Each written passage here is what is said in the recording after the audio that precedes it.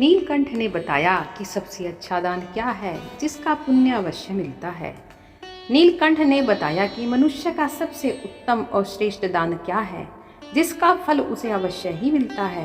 कहानी बहुत ही ज्ञानवर्धक और जीवन का मार्गदर्शन करने वाली है, इसलिए कहानी को पूरा अंत तक जरूर सुने। नमस्कार प्यारे साथियों। एक वट वृक्ष पर एक नीलकंठ अपनी पत्नी के साथ रहता था। एक दिन की बात है, नीलकंठ और उसकी पत्नी भोजन कर रहे थे। तभी नीलकंठ की पत्नी नजर एक बुजुर्ग किसान पर पड़ती है जो एक पेड़ के नीचे बैठकर भोजन करने जा रहा था। तभी वहां एक भूखा भिखारी आता है और उस बूढ़े किसान से भीख मांगने लगता है। उस बुजुर्ग किसान ने खुद भोजन ना करके अपना खाना उस भूखे भिखारी को दे दिया। यह देखकर नीलकंठ की पत्नी नीलकंठ से कहती है, हे प्रिय, उस बुजुर्ग किसान ने खुद भोजन ना करके अपना भोजन उस भिखारी को क्यों दे दिया?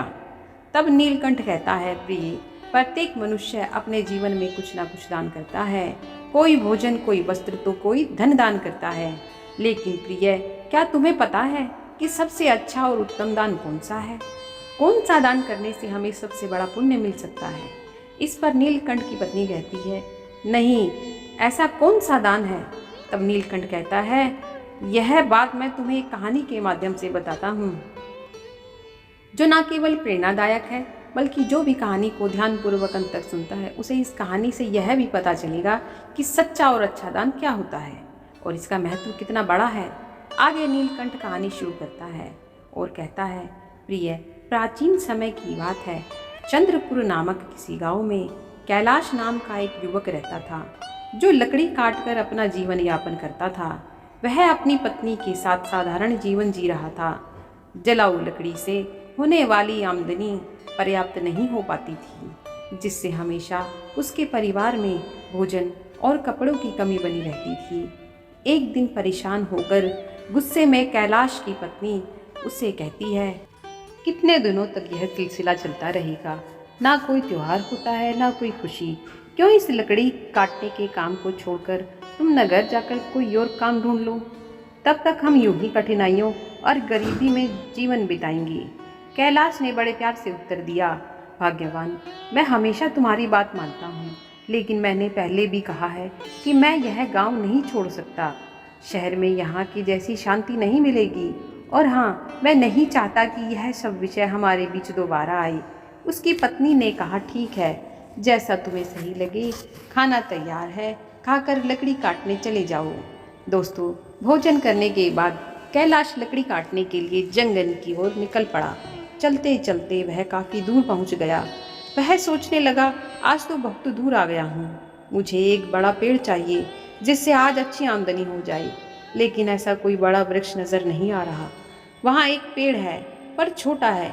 चलो, आज के लिए इसी से काम चला लेता हूँ। कैलाश ने वह पेड़ काटा और सिर पर जलाऊ लकड़ी का गट्ठर रखकर नगर की ओर बेचने के लिए निकल पड़ा। लेकिन नगर पहुंचने पर उसने देखा कि लकड़ी खरीदने वाला कोई नहीं था। वह सोचने लगा, क्या मुझे यह सारी लकड़ियां वापस घर ले जानी पड़ेंगी? तभी रास्ते में एक पंडित ने उसे आवाज़ लगाई, सुनो लकड़ी बेचने वाले, इधर आओ। यह लकड़ियां कितने की है? कैलाश ने कहा, पंडित जी, आपको सारी लकड़ियां चाहिए या आधी? अगर सारी चाहिए तो कम दाम में दे दूंगा। पंडित ने कहा, मुझे सारी लकड़ियां चाहिए, लेकिन तुम्हारे बताए गए दाम पर नहीं, मैं सिर्फ अपने दाम पर ले सकता हूँ। कैलाश ने थकान भरे स्वर में कहा, अरे, तो फिर यह लकड़ियाँ बहुत सस्ती हो जाएंगी, लेकिन चलिए दे दीजिए, वैसे भी मैं थक चुका हूँ। पंडित ने 10 रुपये देते हुए कहा, यह लो और लकड़ियाँ यहाँ रख दो। वैसे तुम भूखे लग रहे हो, क्या कुछ खाना खाओगे? सब तैयार है, खाना खाकर ही जाना। कैलाश ने कहा, मुझे भूख तो बहुत लगी है, लेकिन अगर मैं खाऊंगा तो आपके लिए खाना नहीं बचेगा। रहने दीजिए, मैं घर जाकर खा लूँगा। पंडित मुस्कुराते हुए बोले, चिंता मत करो, यहाँ इतना खाना है कि 20 लोग और खा सकते हैं। जब भी भूख लगे यहाँ आया करो। कैलाश ने पूछा, क्या आप हमेशा ही सबको ऐसे खाना खिलाते हैं? पंडित ने उत्तर दिया, जब तक परमात्मा ने मुझ पर कृपा बना रखी है, मैं यह करता रहूँगा। यह सब उसकी मर्जी है। कैलाश ने कहा, ठीक है, तो मैं आज खाना यहीं पर खाऊंगा। उस दिन कैलाश ने उस पंडित के घर पेट भर भोजन किया और धन्यवाद देते हुए बोला, पंडित जी, आप बहुत ही दयालु और नेक दिल इंसान हैं। ऐसा अच्छा काम करने में मैं आपकी मदद करना चाहूँगा। अब से मैं लकड़ियाँ 60 में ही दे दिया करूँगा। पंडित ने कहा, बेटा सकुशल घर जाना। कैलाश ने काटी हुई सारी लकड़ियाँ पंडित को 60 में दे दी और घर की ओर निकल गया। घर पहुँचते ही उसकी पत्नी ने पूछा, इतनी देर क्यों हो गई? क्या आज लकड़ियों का अच्छा सौदा मिल गया? लाओ पैसे। कैलाश ने उत्तर दिया, देखो सौदा अच्छा तो नहीं था, आज केवल 60 रुपये ही मिले हैं। यह लो। उसकी पत्नी ने आश्चर्य से पूछा, क्या सच में तुम मुझे केवल 60 दे रहे हो?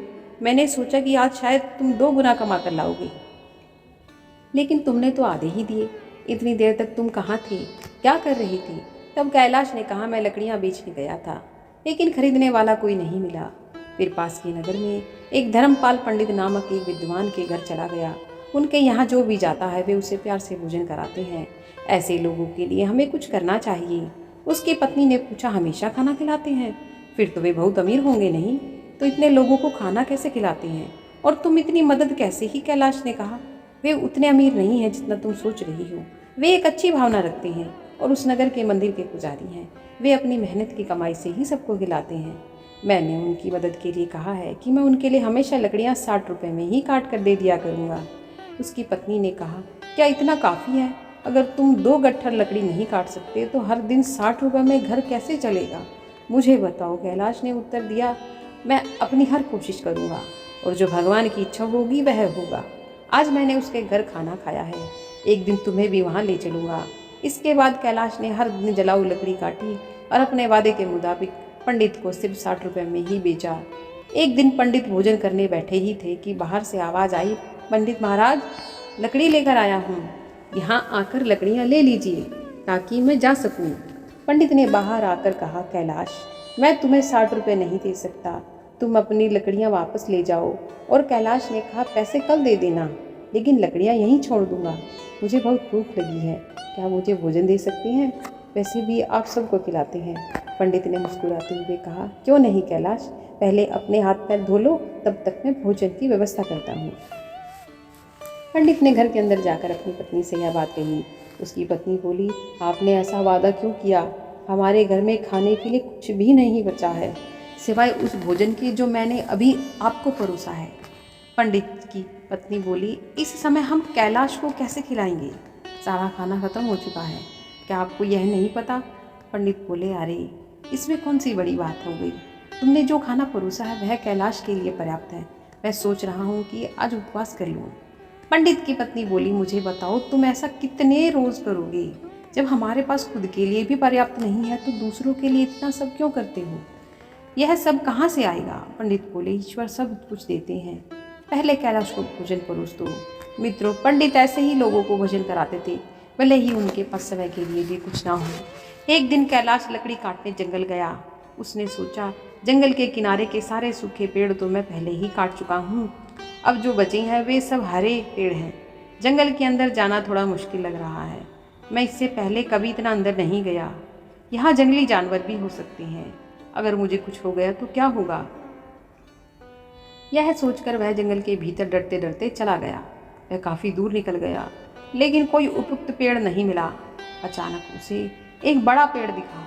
उसने सोचा, यह शाखा तो काफ़ी मजबूत है, इसे काटूं तो 3 गट्ठर लकड़ी बन जाएंगी, पहले ही बहुत देर हो चुकी है। यह सोचकर कैलाश उस पेड़ पर चढ़ गया। वह उसी शाखा पर बैठ गया और उसी को काटने लगा। शाखा बहुत बड़ी थी, इसलिए काटने के बाद वह बगल के पेड़ और एक छोटे टीले के पास गिर गई। तभी अचानक वहाँ एक साधु प्रकट हुए और बोले, मेरी तपस्या किसने भंग की? लगता है यह तुम ही थे। साधु क्रोध से भर गए और बोले, मैं तुम्हें श्राप देता हूँ कि तुम कुत्ते बन जाओगे। कैलाश घबरा गया और बोला, महाराज मुझे माफ़ कर दीजिए, मुझे नहीं पता था कि आप यहाँ तपस्या कर रही हैं।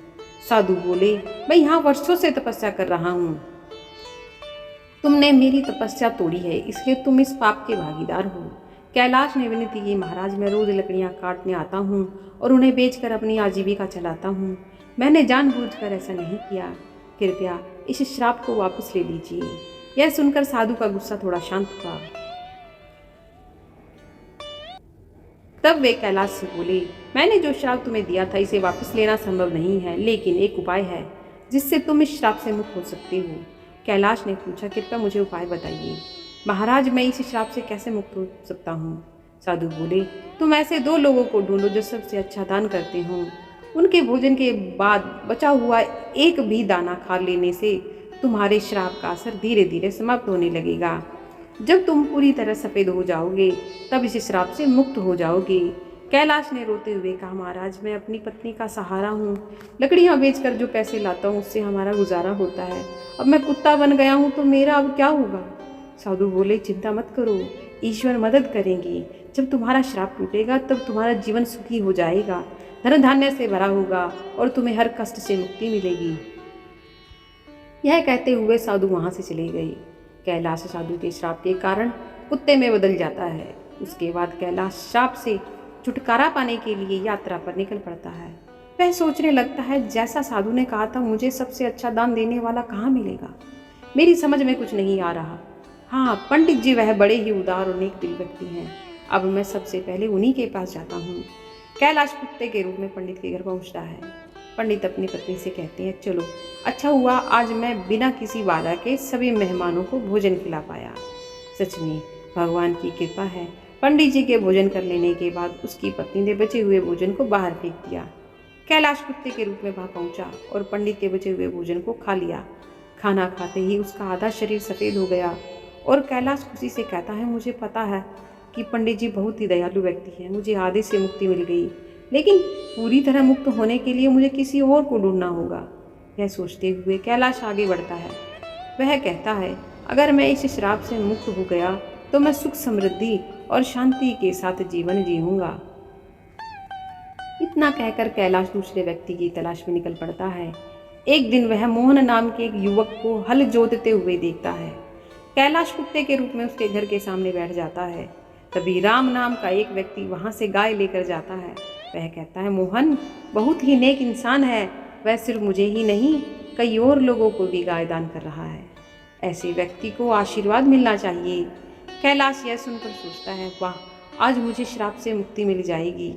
मोहन भी पंडित की जैसे ही दयालु होंगे। अब देखता हूँ वह कब भोजन करते हैं। कैलाश वहाँ बहुत देर तक इंतजार करता है। मोहन ने जब भोजन किया और पत्तल को बाहर फेंक दिया तो कैलाश तुरंत उठ उस पत्तल पर बचा हुआ खाना खा लेता है। लेकिन यह देखकर वह हैरान रह जाता है। वह कहता है, अरे मेरे शरीर का रंग नहीं बदला। मोहन ने तो गाय का दान भी किया था, फिर भी यह क्यों नहीं हुआ। मुझे कुछ समझ नहीं आ रहा था। थोड़ी देर बाद कैलाश वापस पंडित जी के घर के बाहर आकर बैठ गया। वहाँ उसने 2 युवकों को बातचीत करते हुए सुना। पहला युवक बोला, अरे भाई, आज मोहन ने फिर गाय का दान दिया।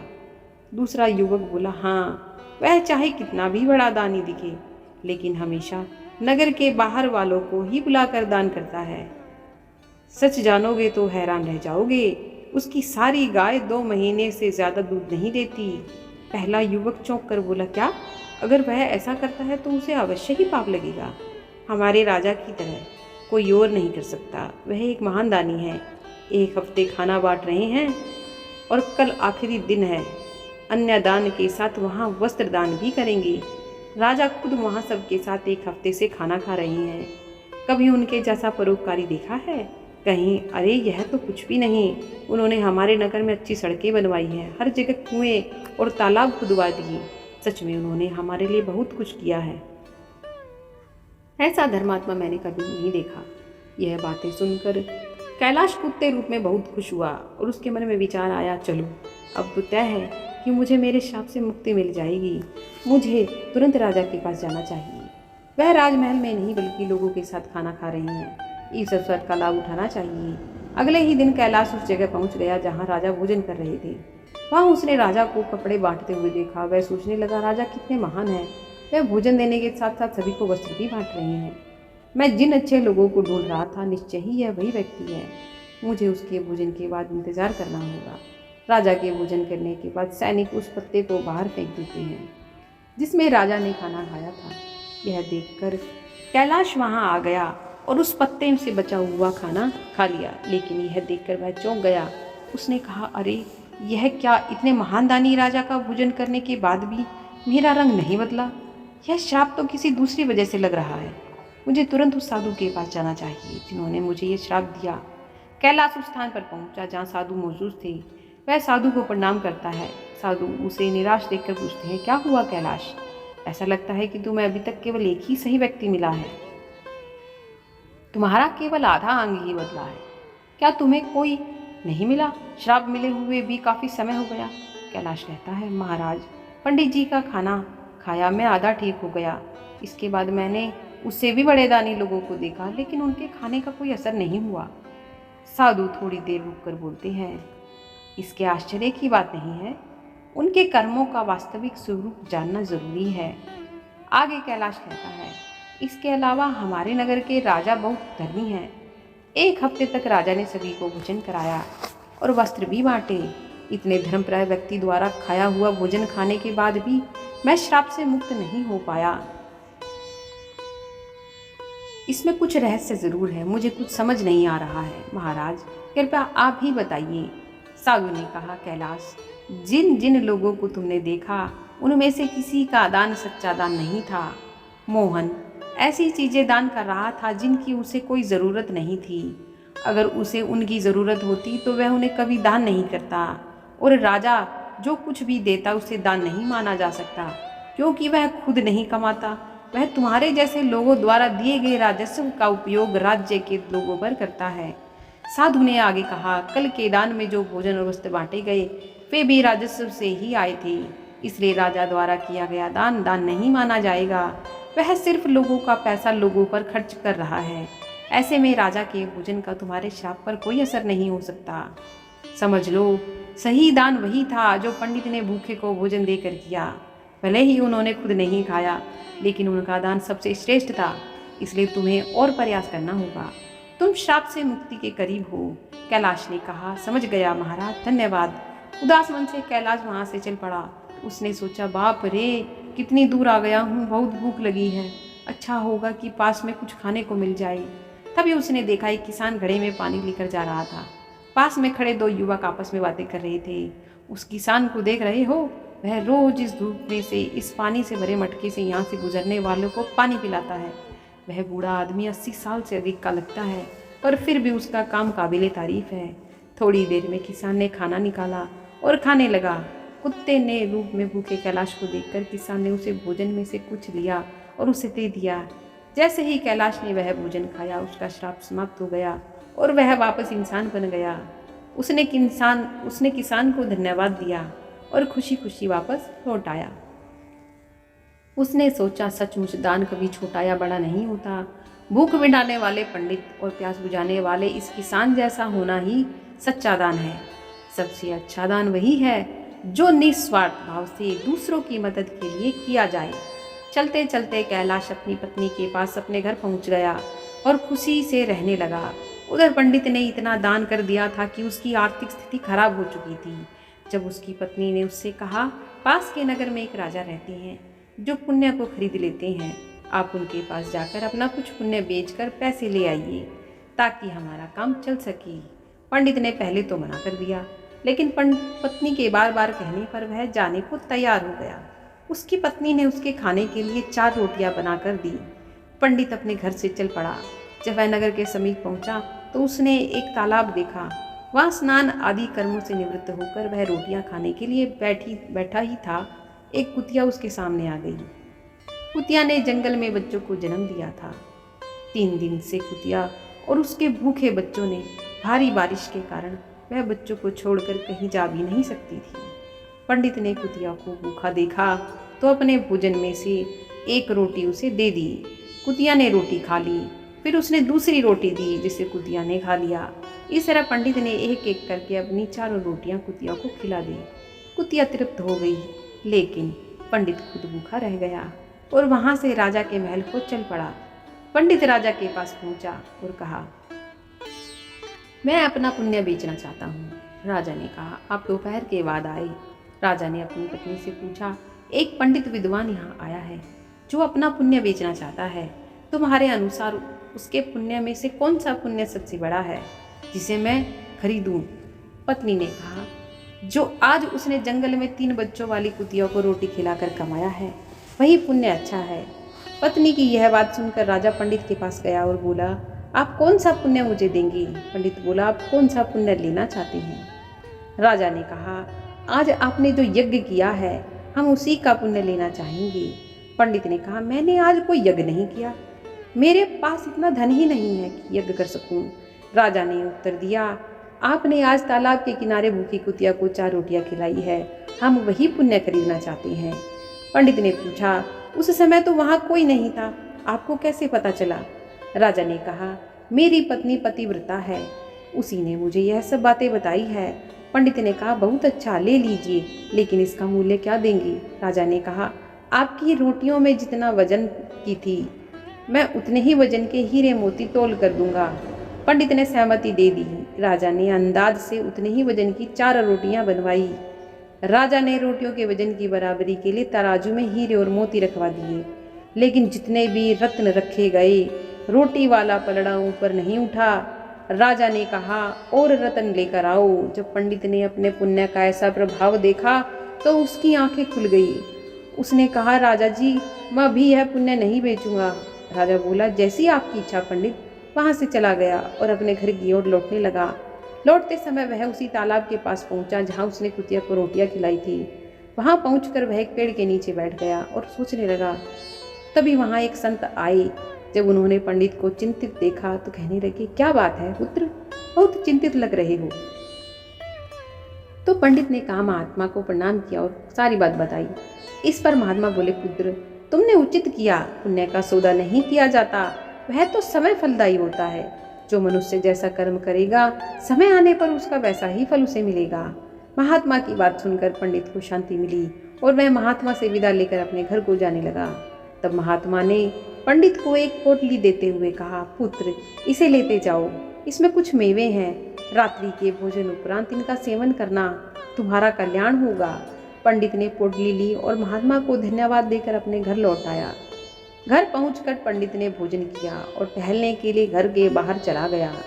जब पंडित की पत्नी की नज़र मेज पर रखी पोटली पर पड़ी तो उसके मन में पोटली खोलने की उत्सुकता होने लगी।